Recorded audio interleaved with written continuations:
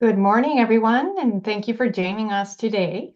As we get started, please share your name and the college or location you're from in the chat, please. Thank you. We'll start in a few minutes.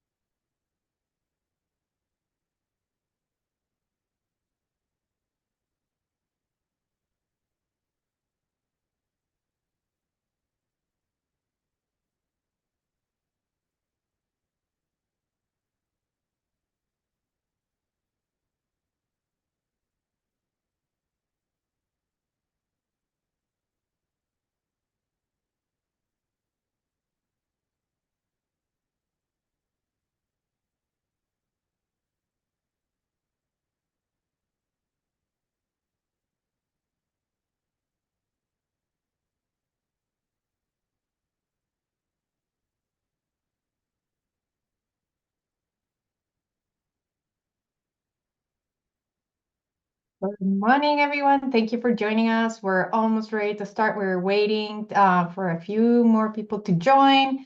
In the meantime, please share your name and the college or location you're from in the chat. Thank you.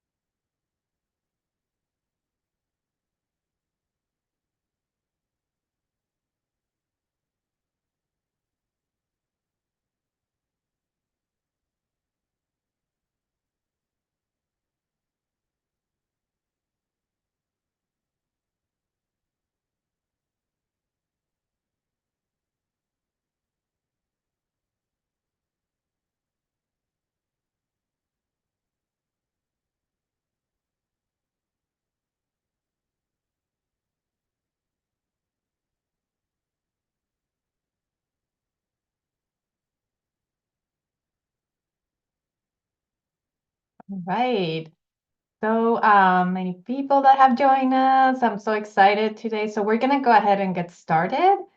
Good morning, everyone. My name is Patricia Lozano, and I am the Executive Director of Early Edge California. I'm so excited to welcome you all to our webinar today on how to support parent students who are trying to finish or enroll in higher education while raising young children.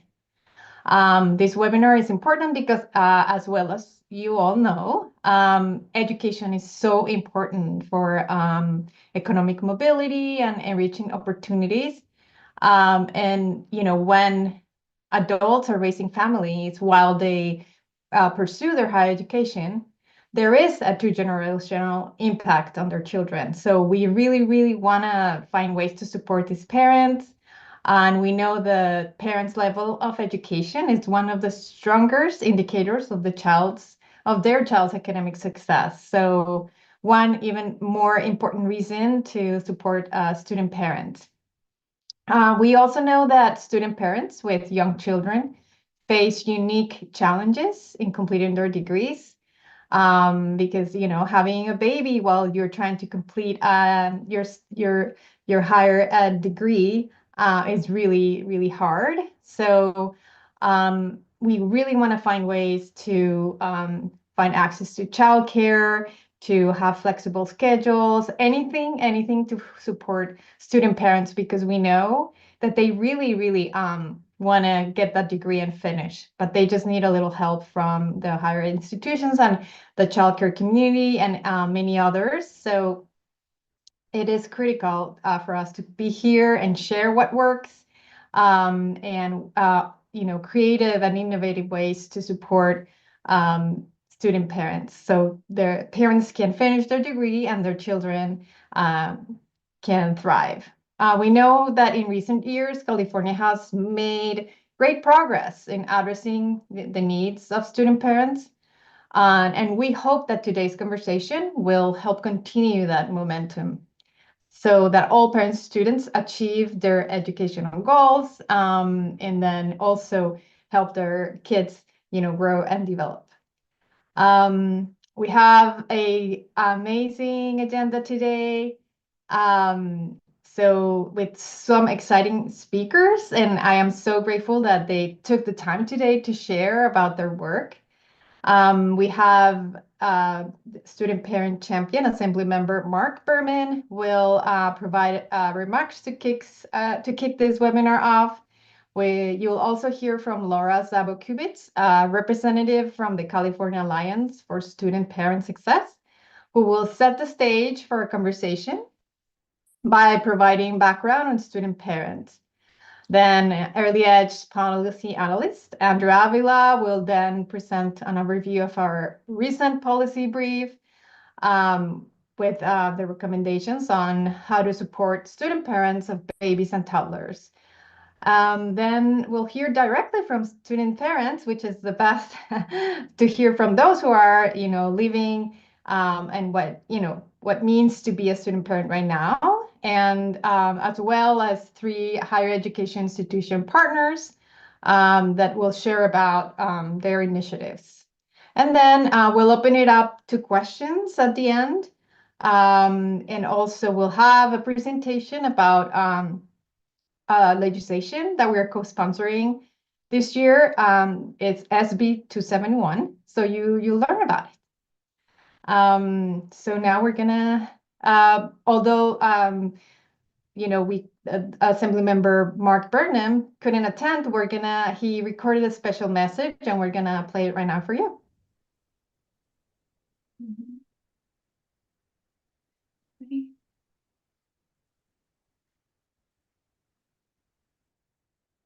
Hi, I'm Assemblymember Mark Berman, and I represent the 23rd District in the California State Assembly.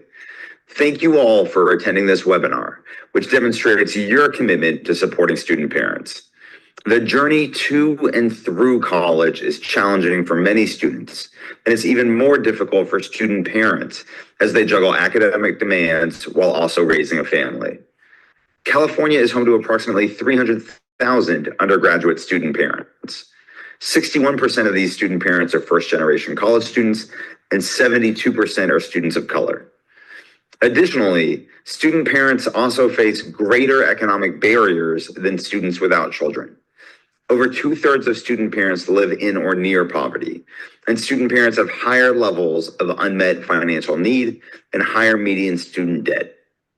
After learning all of this, I felt that student parents deserve particular focus and our support, which is why I authored AB 2881 in 2022, which grants priority registration to student parents. I'm so proud that AB 2881 has served as a catalyst in a growing movement to both raise awareness and support for student parents. To continue this progress, last year I authored AB 2458, the Gains for Student Parents Act. Student parents have additional dependent care expenses that non-student parents don't have, such as childcare, creating even greater barriers to accessing and completing their higher education. AB 2458 ensures that student parents are able to factor in these expenses and obtain the financial aid they are eligible to receive. This helps make higher education more affordable and attainable for student parents, some of our most vulnerable, hardest working, and inspiring students. Increasing the educational attainment level of student parents will also have a multiplier effect, since parental education level has been linked to the academic and economic success of children. I am so grateful to Early Edge California for hosting this webinar, and to all of you, to all of the speakers who are ensuring that student parents are getting the visibility, the attention, and the support that they deserve. Thanks so much. Great. Now I'm going to pass it to Andrew to introduce our next guest speaker. Thank you, Patricia, for opening up this webinar, and to Assemblymember Mark Berman for the remarks.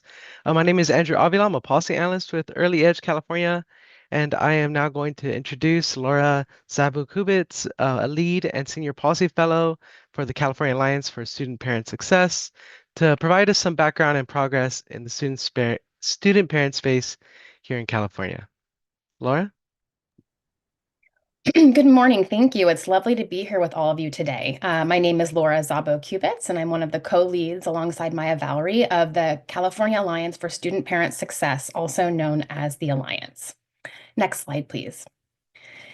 Administered by California Competes, Higher Education for a Strong Economy, and EdTrust West, the Alliance brings together diverse stakeholders with the shared goal of championing post-secondary success and well-being for California's student parents and their families. Next slide. I represent California Competes team alongside my colleagues, Dr. Sujin Jez and AJ Johnson. Next slide, please. Next slide, please. And we work side by side with our partners at EdTrust West, Dr. Chris Nellum, Denise Luna, and my co-lead, Maya Valerie, who is also on this call and will be putting some relevant links in the chat as I go through my part of the presentation. Crucial to our efforts is the Alliance's advisory committee, which includes student parents and experts across multiple sectors, including research, law, direct service, and early childhood education, who provide guidance and expertise to help inform our strategies for advancing student parent success. The Alliance engages in 4 anchoring activities to advance our mission, which are research and analysis to advance smart policies that make the most impact, policy advocacy to propel systems change, capacity building to improve institutional policies and practices and structures, and community engagement to connect and empower all those dedicated to student parent success. Most importantly, we strive to empower student parents with tools and relationships to ensure their experiences and perspectives shape state policies. Our work is rooted in 5 core priorities: strengthening financial aid, providing quality, affordable childcare, meeting the housing needs of student parents and their families, advancing family-serving institutional policies and practices, and improving data collection and utilization on student parents' pathways.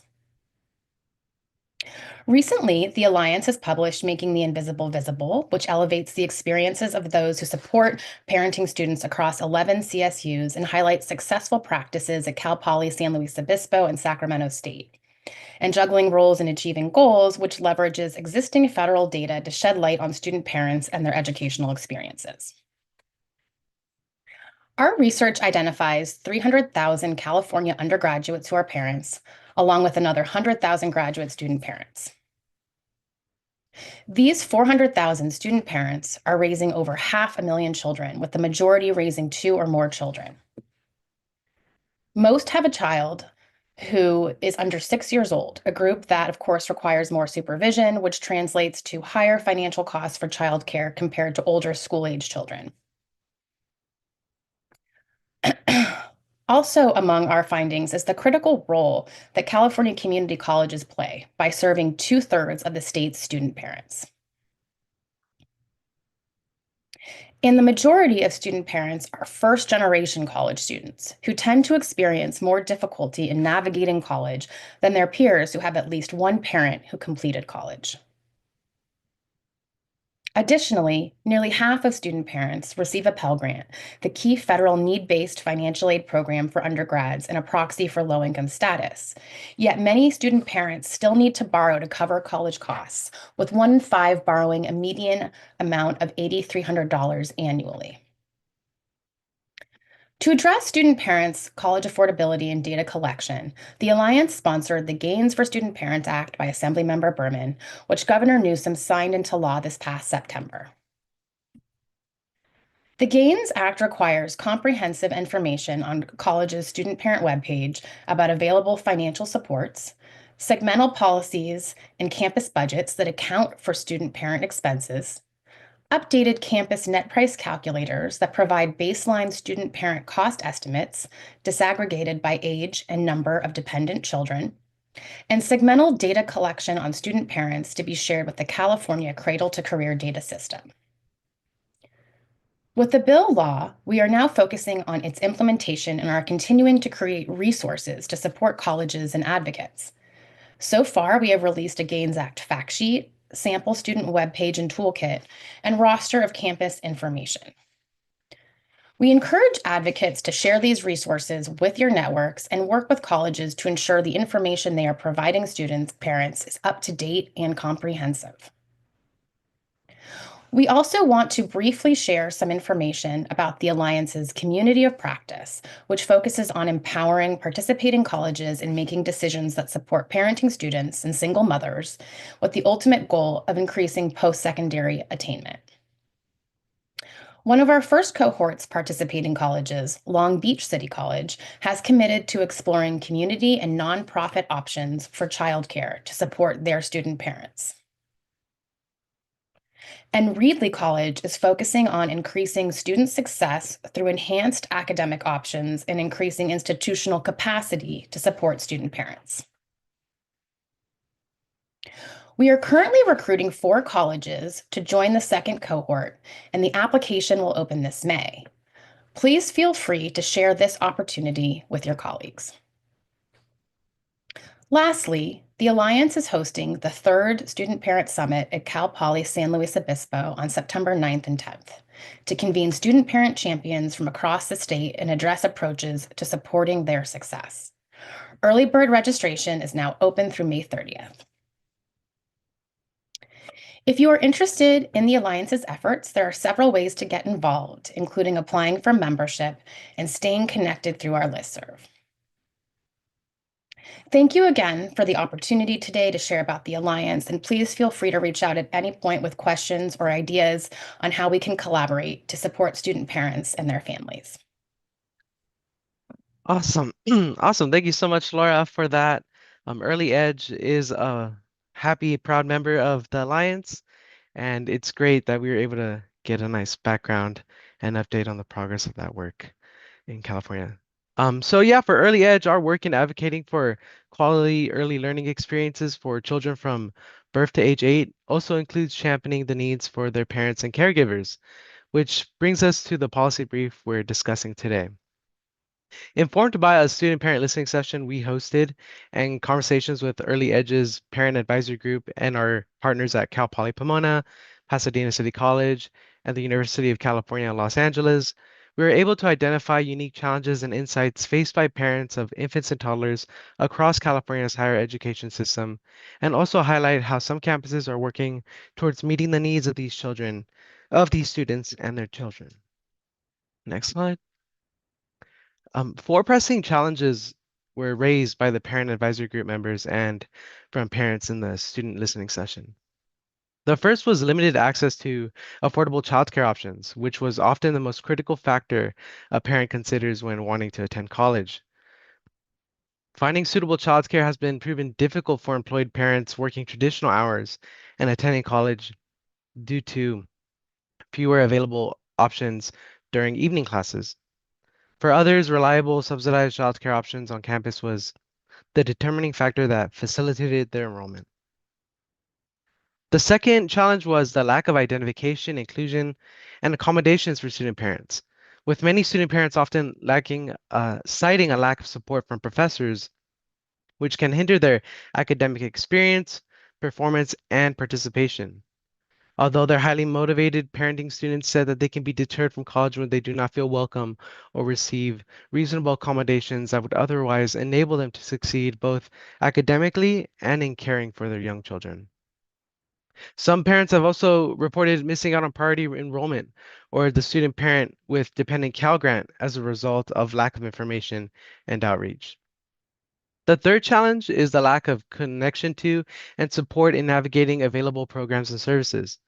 While accessing information is beneficial, parents often express a strong need for campuses to provide help in navigating programs like childcare options and subsidies. Additionally, parents have highlighted disparities in the types of institutional support they experienced across different colleges and universities, making it difficult for parents to maintain a stability and a continuity of care. The fourth, but not the last of challenges, is the need for supplemental financial assistance and benefits. Parents bear the combination of direct and indirect costs associated with both college and childcare, placing a significant additional financial strain on them, limiting their ability to focus and maintain academic performance. Grants for diapers, foods, or other necessities can be especially useful for parents and can make a substantial difference in their ability to continue their education. I did mention just now about a lot of student parents missing out on the Cal Grant, and this is part of that challenge as well. To help address these challenges, Early Edge developed a set of recommendations aimed at increasing supports for student parents with young children. Next slide, please. We prioritize the following two recommendations for higher institutions to support student parents. Our first is to foster a welcome and affirming and supportive campus. In addition to affordable and accessible childcare options on campus, higher institutions should dedicate staff and spaces designed to enable parents to access and navigate through resources and services that meet both their parental and academic needs. Dedicated staff could also play a role in bridging community resources and facilitating partnerships between nearby early learning and care programs and organizations. Apart from dedicated staff and spaces, there's also a great need for campuses to adopt policies that are accommodating, flexible, and responsive to student parents and their young children, ensuring that parents don't get penalized for circumstances beyond their control. Our second recommendation for higher institutions are to implement structured and holistic data collection and collaboration so that they can better understand the characteristics and circumstances of student parents and their young children, along with their needs and challenges. Resources and services cannot be effectively designed or implemented without first understanding who student parents are, what they need, what barriers they face. Capturing this information, such as like the number and ages of children, their childcare arrangements, their course load, the employment, housing, and transportation situations, will allow institutions to build more responsive systems of support. This data must be paired with intentional outreach efforts to ensure that student parents are being seen, heard, and included in this institutional planning and decision making. For the state, we also know they have a critical role in helping these higher institutions meet these student parent needs. And we recommend that the state ensure the basic needs of student parents of young children are met.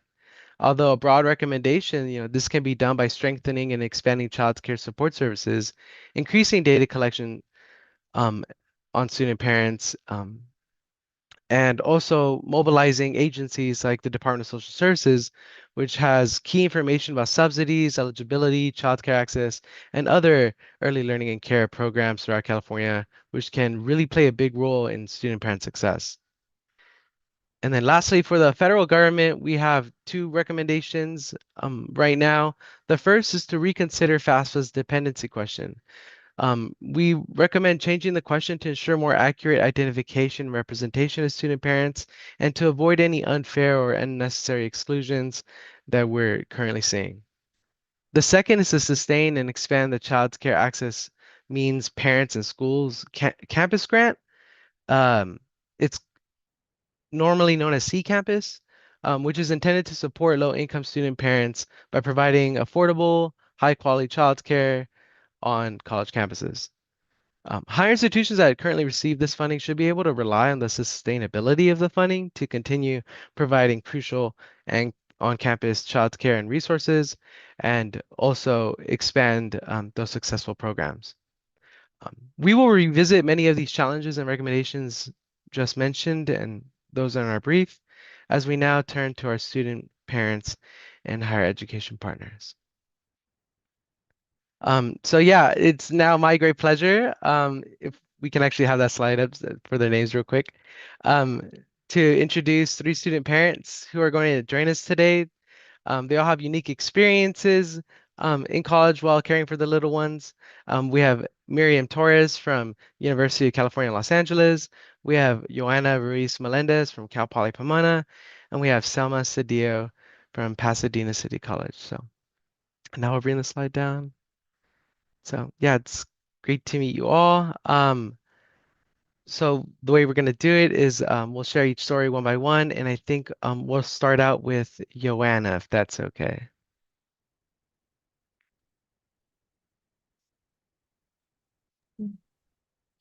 Hello, everyone. My name is Joanna, and I am a student parent at Cal Poly Pomona. I'm currently in my final semester, earning my bachelor's degree in biology. I have a 4-year-old daughter, and I'm married to my husband, who is also a student parent pursuing his master's degree. Um, to begin, I want to share some positive experiences during my time as a student parent at Cal Poly Pomona. So at Cal Poly Pomona, I've been fortunate to find a supportive environment as a student parent. I'm able to bring my daughter to campus with me and have her cared for at the on-campus Children's Center, which has provided safety, affordability, and genuine support. When I first transferred, my husband was unemployed, and because the center prioritizes families based on income rather than a first come, first served system, we were able to secure a spot. Um, I've also made use of the Bronco family space in the university library many times. It's been a huge help when I need to study and keep my daughter entertained with the children's toys and the books. Additionally, I am the co-president of the Parenting Broncos Club, and we are steadily growing our membership and have hosted Connect and Plays in the Bronco family space where student parents gather and their children with their children for story time and activities. Um, One of the most meaningful differences I've experienced at CPP has been the support from my professors. So when my daughter has been sick, they've been very understanding, offering extensions, excusing my assignments when needed sometimes. They've also referred me to the Disability Resource Center when I was dealing with test anxiety and encouraged me to talk to a therapist when I was feeling overwhelmed. And that kind of support truly made a difference in my ability to succeed. Um, some negative experiences that I have had as a parenting student were actually at my community college in East Los Angeles College. So before transferring to Cal Poly Pomona, I attended ELAC, where I faced several challenges as a student parent. I wasn't given any information about childcare options or accommodations for parenting students. I was taking online classes at the time in 2020 with a newborn, and I ended up failing one course because I wasn't allotted time to breastfeed or care for my crying daughter during exams. And when I reached out to my professors for support, I was told that no accommodations existed. I also asked about on-campus childcare, but my daughter was too young to qualify. And when I requested referrals to off-campus programs, they weren't able to offer any resources or guidance. Um, and at Cal Poly Pomona, there's a group of dedicated faculty and staff that are working very hard to support parenting students. However, without full institutional support through funding, visibility, and access to critical data, like how many student parents are on campus, their efforts will fall short. This information is vital when applying for grants and advocating for more resources. And without it, parenting students remain underrepresented and overlooked. I was fortunate enough to get the $6,000 supplemental Cal Grant Award. And when I filled out my FAFSA application, I did mark that I was a parenting student or that I did care for a dependent. And I actually found out that I was receiving the award when I got an email from CSAC asking me to verify that I had a dependent. So that's how I found out about the award. Um, so when I think about what a more supportive campus would look like, it would include orientation sessions specifically designed for student parents.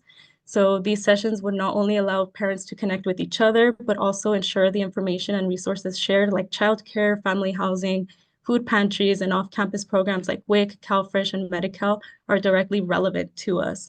And there would also be required training similar to what's already in place for bullying and sexual harassment focused on parenting students. So these training sessions would inform students of their rights under Title IX, how to recognize discrimination, and how to seek support. Faculty and staff would also be trained on how to be allies to student parents and how to accommodate our needs. There would also be visible acknowledgement that student parents exist and are part of the campus community. And that means like hosting family-friendly events and encouraging us to bring our children to campus. That would help us feel more included and part of the community, the campus community, and not feel so isolated. Lastly, financial support like the $6,000 Cal Grant for student parents must not only continue, but also be expanded because for many of us, that funding is the difference between earning a degree and dropping out. And succeeding in college means a lot to me. And it means a lot to me for my daughter as well, because succeeding in college would mean that I could apply to medical school and pursue my dream of becoming a doctor. As a Latina, I grew up hearing that your life is essentially over once you have a child, but I'm living proof that that isn't true. Earning my degree is not just about my future, it's about setting an example for my daughter. And I want her to grow up, knowing that she is capable of achieving anything, no matter her circumstances. And I truly hope that by sharing my experience as a student parent, you're able to gain a deeper understanding of the challenges we face as parenting students and just how impactful, meaningful support from people like you can what a difference it can make in how we succeed in higher education. And most importantly, thank you for your desire and commitment for creating real change. Thank you. Amazing. Thank you so much, Joanna, for sharing your story and experiences. Very inspiring. Now we're going to kick it off to our second student parent, Selma, if you could come on. Hi, everyone. My name is Selma Cedillo. I do have a daughter. She just turned 4 on March 25th. I currently am attending Pasadena City College. I have my associates in science, in health science, associates in science, in behavioral and social sciences. I have an AAT in child and adolescent development, as well as an AS in natural sciences. Currently, thank you. Currently, I am waiting for my acceptance or rejection letters from registered nursing programs. I applied to about 6 community college programs around me that are nearby. So yes. And then generally speaking, my experience as a student parent has been different from most of my peers. I had my daughter at the age of 15, so I was a sophomore in high school. And so by the time I entered college, my daughter was already 2 years old. And who I receive support from are from my mother, my grandmother, as well as my daughter's grandmother. So to begin, I would like to share some positive experiences during my time as a student parent. As I mentioned, I am a student parent at Pasadena City College. I as well live in the city of Pasadena, so not too far from the campus itself, but I do rely on public transportation at the moment. Um, my daughter's childcare center is about 7 minutes away from me. So all in all, the campus and the childcare center is not too far away, but public transportation does make a difference when other people do rely on, their own personal vehicles. PCC does have a family resource center and a child development center. The Family Resource Center supports PCC parenting students to be able to have access to services and resources and guidance throughout their educational journey at Pasadena City College. On campus, there are lactation rooms, parents' education programs, scholarships, and they also provide resources for their Cal Works program at Pasadena City College. The Child Development Center provides education and care to children 4 months to 5 years old. Before entering Pasadena City College, I was familiar with the type of services that were available to me as a young mother. But since I had my daughter during the sophomore year of high school, my daughter was already enrolled into a nonprofit government-funded agency, Options for Learning. I do understand that if I am in need of any direction, I have many resources at my disposal. PCC also offers online learning, which definitely supported me throughout my college education. I can say that within the 2 years of, my educational journey at Pasadena City College, majority of my classes were completed through online learning. My campus also offers priority registration to many students, including student parents. Next, I would like to go ahead and share some of my negative experiences as a student parent attending higher education. So when I complete my FAFSA, I do select no on the question relating to dependents, if I have any dependents. So just as a reminder, I am a single parent, I'm a full-time student, and I am financially supported by my mother. So since I do not work, I do not file any taxes of my own. And on the FAFSA form, If I select that I do have a dependent, I am considered an independent student, which will then require me to input any of my taxes, which I don't have any. So if I select that I do not have a dependent, I am considered a dependent student, which then will allow me to input my mother's tax information. I also do not receive the 6,000 supplemental Cal Grant for students with dependents, since I am considered on the FAFSA form a dependent student. So some suggestions that I have for campuses that are looking to be more supportive for student parents are to recognize parenting responsibilities into campus life, understanding that in order to aid student parents in succeeding, they need to ensure their children are safe, engaged, and cared for.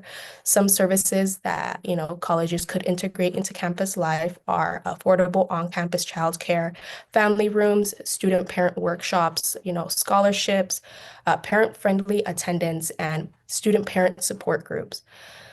When the question, what would it mean to me and my child to succeed in college, I take a moment to look back after I, received my AS in health science. I was taken back to high school. I was reminded of the time, when people around me saw me just as another statistic, a Latina, young mother, and a low-income student. I thought of, the countless times that I was late to school or had to miss class because my child was sick, or of the times I spent more hours studying than actively engaging with my daughter. But I refused to let my ambition for higher education, just fade away because of all these challenges. Because I wanted to beat those statistics and, try to, remind my daughter or let her know and grow up that, that even though I had my daughter at a very young age, that, anything is possible, that I'm strong and, completing, all the degrees that I attained and going toward nursing school and trying to attain an RN license, not just to show myself that I'm able to do it, but also to show my daughter and, the little Selma inside that, I can do it. So thank you everyone for allowing me to share my story and supporting student parents. Thank you so much, Selma, for sharing your story. We're a little short on time, so now I'm going to kick it over to our last and final student parent, Miriam Torres. Thank you, Andrew. Hi, everyone. Good morning. My name is Miriam Torres Sanchez, and I'm a parenting student at UCLA, pursuing my master's in urban and regional planning. I have a 2-year-old daughter who has been an instrumental part of my academic journey. My journey as a parenting student has been a mix of highs and lows, but the biggest takeaways from this experience has been the importance of having the right support system. Let me share a little bit about my story. I'm a first-generation Latina, daughter of immigrants, and a Los Angeles native. Unlike some parenting students, I am what you consider a traditional student because after graduating high school, I went straight to UCLA. However, my journey in higher education hasn't been as traditional. During my sophomore year, I found out I was expecting, and by my first quarter of my junior year, in the middle of midterms week, I had my daughter. Since then, I have been a single parent while also pursuing higher education full-time and working part-time to cover my household and educational costs. While it hasn't not always been easy, I was fortunate in multiple ways. For starters, I had a strong network of parenting students who connected me with student with dependents. Student with dependent helped me secure family housing, priority enrollment, financial aid such as a Cal Grant, and childcare. At 3 months old, my daughter started subsidized childcare through UCLA, which is located in family housing. This was a huge financial relief as a single parent since no one else in my family can watch her while I attended school. This allowed me to graduate on time. This past academic year, I graduated UCLA with a BA in political science. During my journey, I faced multiple challenges. For example, keeping up with my classes, working, and raising a child on my own led to feeling burnt out and I experienced mental health issues. It wasn't until I sought out accommodations through a letter from my therapist that I was able to get attendance adjusted and assignments extended. Prior to living in family housing, I was living in university apartments close to campus. During my transition to family housing, I was pregnant and unhoused for a week as my institution figured out how to rapidly accommodate my situation, showing the disconnect between housing and supporting pregnant and parenting students. While living in family housing has many benefits, it's also very expensive. The Cal Grant has been extremely helpful in this area by alleviating the financial cost of housing along with other household expenses. I also want to share that some of my fellow parenting students have had similar experiences. Students have been kicked out of libraries, dining halls simply for bringing their children. Others went back home because of the lack of support. Most recently, UCLA announced they will be shutting down one of their childcare centers, raising concerns on how parenting students will be impacted by this decision. In order for colleges to be more inclusive and supportive, it is crucial for them to adopt a two-generation approach. This includes not limited to study spaces for parenting students, reduced course load, increasing financial aid, and housing affordability. By supporting me, my daughter's future is also being transformed. The early exposure to higher education is instilling in her the importance of pursuing a degree. For me, earning my degree means access and empowerment, access to more resources such as a good paying job that allows me to provide for my daughter. It's about breaking cycles of poverty, trauma, and instilling her resilience to overcome challenges and empowering her to reach for her dreams in life. At the same time, it's about using my degree to make a positive impact in the world and showing my daughter how to utilize education as a powerful tool. After graduating from my master's program, I plan to pursue a career in public policy or city planning to influence family-friendly policies and environments so my daughter and future generations can thrive. Thank you all for listening to my story. I urge you all to continue supporting the parenting student movement at the local, state, and federal level. Now more than ever, do we need to unite forces to ensure families have resources and services to complete their educational journeys and are able to succeed after graduation. Thank you. Thank you, Miriam, and thank you to all our student speakers who share their stories of resilience um, in a time where they face challenges as student parents. So now I'm excited to introduce our panel of higher institution partners who were featured in our brief and who are going to share the innovative strategies they've implemented to support student parents. The three presenters are going to be Dr. Giselle Navarro Cruz from Cal Poly Pomona, Marisol Jara Garza from Pasadena City College, and Aisha Orozco Barajas from the University of California, Los Angeles. And we're going to start with Dr. Navarro Cruz.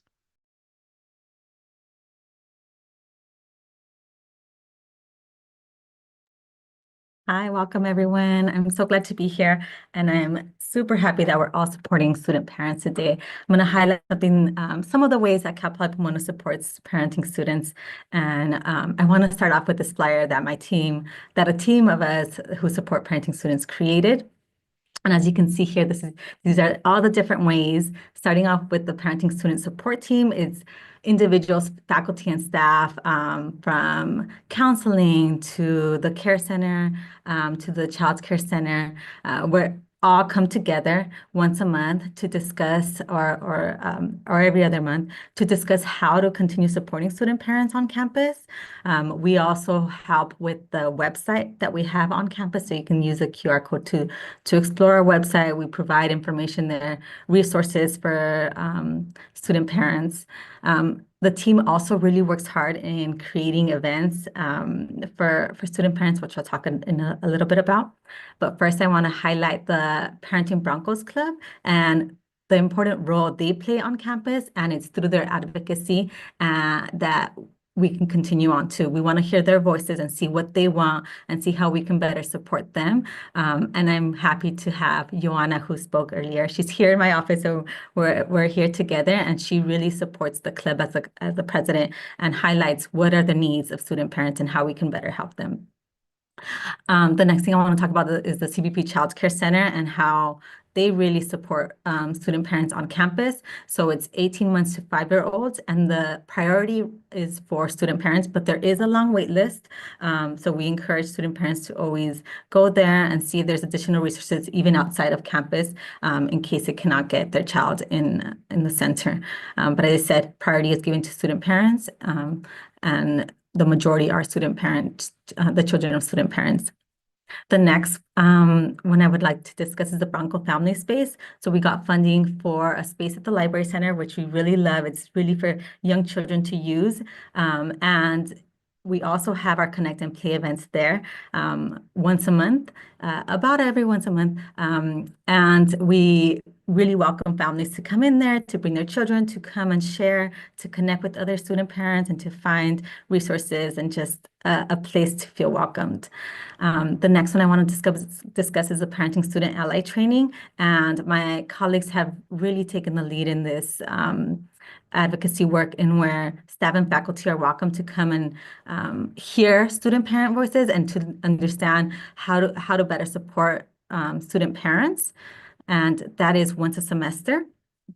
And the last one I would really want to discuss is the National Student Parent Month. So that's in September. And this is what I was sharing earlier. The Parenting Student Support Team helps lead several of these events. And we have different things, but one of the main things that we have for the National Student Parent Month is a carnival where we highlight all the resources that we provide here on campus, and we highlight just how important it is to bring their children and to see and love the campus that they're coming into. Very briefly, I forgot to share the Early Childhood Studies policy on parenting students, which my department created and I helped lead, and it's really to inform student parents of how they're welcomed. It's this policy where it's very clear, your children are welcomed here. If you need any resources, let us know. How you're protected by Title IX, how you're able to bring children to the classroom in cases of emergency. So we really just try to see how to best support student parents at Cal Poly Pomona. We are looking at ways into how to maybe have a parenting student coordinator, because all of this is really just done from the love that and advocacy work that we have as the Parenting Student Support Team and the Broncos Parenting Club, Parenting Broncos Club. We also would love to obtain the data for to identify how many student parents are on campus, and lastly, have funding, because all of these events that are developed, they're really just us pulling in volunteering and getting funding from different sources, because we don't have specific funding to support parenting students. But we're excited to learn from our students and see how we can better support parenting students here on campus. Thank you so much. Thank you so much, Giselle, for your presentation. Now we're going to kick it over to Marisol at Pasadena City College. Hi, everyone. My name is Marisol Jara Garza, and I am with Pasadena City College. And I'm here to let y'all know that Pasadena City College now has a family resource center provided for all of our parenting students. We're actually new to campus. We've only been here almost 4 years, so we've done a lot in the little 4 years that we've been here, but we're definitely here to support our parenting students. We have a physical space on campus that provides our students with a private lactation space, changing area. We have a kids closet, so anytime a parent comes in, they're more than welcome to come in, look through the clothes that we have. Everything that we have is gently used or new. And a lot of the things that we've received have been received by parenting students themselves, that they kind of swap out clothes as their children get older, but also from our staff and faculty. We have a kids corner, so when students come in and use the space, they can come in with their children, and I have a dedicated space for them so they can work, do their studies, do whatever they need to do, but their child is taken care of in-line supervision with them. I'm very grateful to have a team of support staff that all have background in child development. They have their permits, they know how to work with children, they have first aid, all of that good stuff that we need in order to help support our parenting students. At the end of the year, we do a celebration of our graduates, and you can see on the image here that it's well attended with our children, with their children. We give them a sash to recognize that they've done it. I have fun activities for children to come and enjoy, because typically during a celebration or a graduation, children are there and they're bored, but being a celebration that their parent did it, we want to be able to support them and have fun during the process. We provide our students with workshops. Just 2 of the last ones we just did was navigating school and family. So finding that balance between taking care of your family, your children, but also making sure that you're working towards your higher ed. And self-care on a budget. As we all know, as parents, we give ourselves so much to our children and to others, but then we kind of forget about ourselves. So that workshop really focused on, how do I still take care of myself to be able to provide for others and my education? We have a childcare center off campus that provides care for children 4 months to 5-year-olds. Our priority is for our parenting students with subsidized, we have the C Campus grant that subsidized care for them. we do have future plans. So my big thing is that I want to build out more for our parenting students. I'm already tackling the workshops that are being provided. My big one is pop-up care. So what that means is that, for example, we're in the middle of spring breaks. And my campus is not closed. We're not spring break yet ready, but their children are, our parenting students' children's are.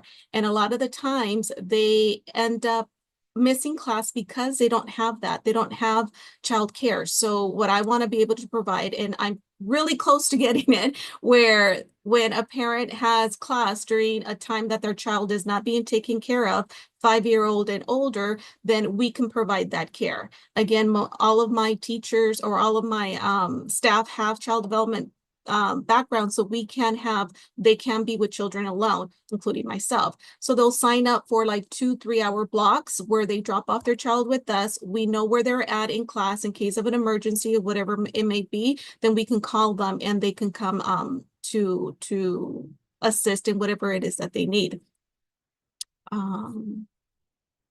My slide just left me. We'll bring it back up. Nicole? Yeah. I also want to be able to provide our students with an advisory board. So having students be the voice, as you all heard, student voices is what's going to get the ball moving and being able to provide more assistance to our parenting students. Scholarships is huge. I'm looking at donors to figure out how do we support our parenting students when they finish or throughout their education. We know that there's scholarships out there all the time, but now I'm looking for specific donors that have that tender, space in their heart to be able to give to our parenting students. Some of the images that you see on here is of the Child Development Center. I was at the Child Development Center for 24 years, working in all of the classrooms as a lead. And you can see that all of these littles have a lot of support. They're growing, and parents are also growing in their education, and they can only do that when they feel comfortable in knowing that their children are safe and taken care of. Amazing. Thank you, Marisol, for powering through that and sharing all the great things Pasadena does. Our last but not least guest speaker for the higher ed is our partner at UCLA, Aisha. Yes, hello everyone. Thank you for having me today. This work is near and dear to my heart as a former student parent myself. And so I'll share a little bit about what's on the slide. I know we're restricted to time constraints, but you can visit our website at swd.ucla.edu to get more in-depth information. We do have quite a few parenting students here at UCLA. What we do is we identify them as students with dependents. So not only do we support those that are biological or adoptive parents, we also support caregiving students that may be taking care of a grandparent, spouse, etc., or also a legal guardianship over a minor. And so with that, we have about 758 identified SWDs, but we have to keep in mind that these numbers may be not consistent with what we actually have due to folks maybe not filling out the FAFSA or not self-identifying, especially when it comes to our graduate student population. I will say for our undergrads, we have 344 undergrads utilizing priority enrollment, which is something that's major to help, especially at UCLA with, the academic rigor that comes into place and it being, such a challenge to get classes. This is a major impact for our students. And so we also do have different childcare sites for those that have little ones, as Miriam shared.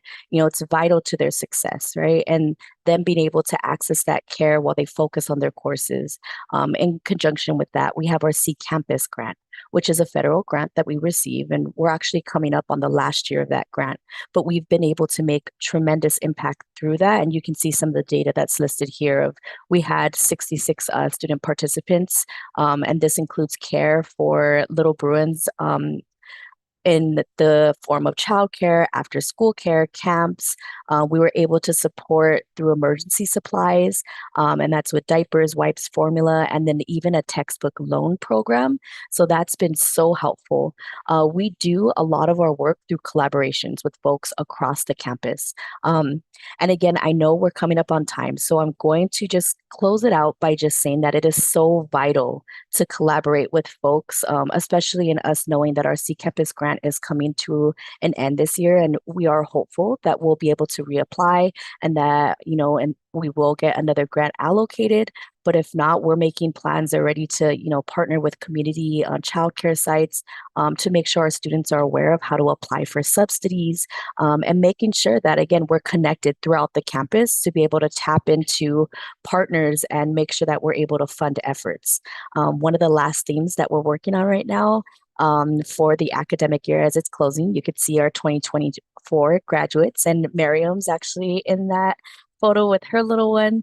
But we're preparing for that all over again this year. And we're just really excited. It's a celebration where families come together, little Bruins, or even, the dependents of students can sash their parent and they can walk across the stage. There's lunch, there's giveaways, and it's just a beautiful way to celebrate that milestone. And so with that, visit our website. If you have any questions, our contact info is there. And thank you all for the amazing work and interest and support that you have in supporting this community. Thank you, Aisha. Definitely appreciate that. We'll bring down the slide right now. So fortunately, we don't have time for Q&A, but if you do have questions, we will share in the chat right now an email, which you could send your questions and we could definitely follow up with you on. But again, great big thank you to our higher ed partners and sharing how you support the parents of little ones. Now I'm going to take the time to talk about SB 271 in the last minutes of our webinar here. So Early Edge California is sponsoring this year's Senate Bill 271. It's by Senator Eloise Gomez Reyes. The policy brief that we discussed today was the foundation for this bill. And this bill would strengthen the coordination between basic needs centers, financial aid offices, and child development centers on how they provide information to student parents about the services and resources available to them on campus, including information to the local resource and referral network. This bill is also co-sponsored by the UC Student Association, the California Student Association, and the Student Senate of the California Community Colleges. So each student group from across the higher ed systems. And we just passed out of Senate Education Committee. And we do want to share a quick video from Heather Brandt, who is going to provide testimony, but it was on consent, so there was no need. So video time.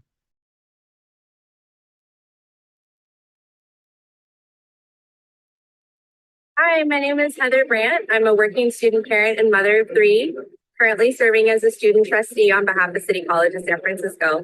And I'm here at the state capitol because I was going to give testimony on Senate Bill 271, but it passed on consent.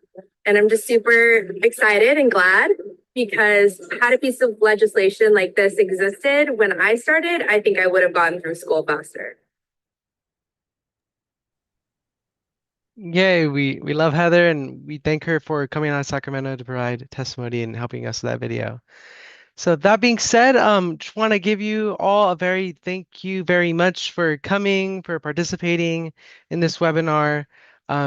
We all are really grateful about you supporting the work we do for our young ones and helping bridge the gap between early learning and care and higher education. So that being said, thank you all and we'll talk soon.